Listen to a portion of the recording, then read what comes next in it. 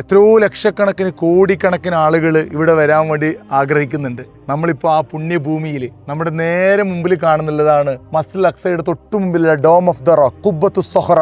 ഈ ഖുബ്ബത്തു സൊഹ്റയിൽ നിന്നാണ് നബി സല്ലല്ലാഹു അലൈഹി വസല്ലമ തങ്ങൾ ഇസ്രാ മിഹ്റാജിന് ആകാശാരോഹണം ചെയ്തത്. നിങ്ങൾ ഇതിനുള്ളിൽ പോയി കഴിഞ്ഞാൽ അവിടെ ഒരു പാറ കാണാൻ കഴിയും. ആ പാറയുടെ മുകളിലൂടെയാണ് അല്ലാഹു സുബ്ഹാനഹു തആല സുബ്ഹാനല്ലദീ അസ്റാ ബിഅബ്ദിഹി ലൈലൻ മിനൽ മസ്ജിദിൽ ഹറാമി ഇലൽ മസ്ജിദിൽ അഖ്സല്ലദീ ബാറക്നാ ഹൗലഹു. മസ്ജിദുൽ ഹറാമിൽ നിന്നും മസ്ജിദുൽ അഖ്സയിലേക്ക് ആ ഒരു നിശാ പ്രയാണം നടത്തിയപ്പോൾ നബി തങ്ങളെ ആകാശാരോഹണം ചെയ്ത ആ ഒരു ഉയർത്തിയ സ്ഥലമാണ് ഈ ഡോമിന്റെ മുകളിലൂടെ. ഡോം അതായത് ഖുബ്ബത്തു സൊഹ്റ. സൊഹ്റ എന്ന് അറബിയിൽ പറഞ്ഞാൽ പാറ എന്നാണ് അർത്ഥം.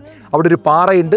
ആ പാറയുടെ മുകളിൽ ഖുബ്ബ ഉണ്ടാക്കിയതുകൊണ്ടാണ് ഖുബ്ബത്തു സൊഹ്റ അഥവാ ഡോം ഓഫ് ദ റോക്ക്, റോക്കിന്റെ മുകളിലുള്ള ഡോം.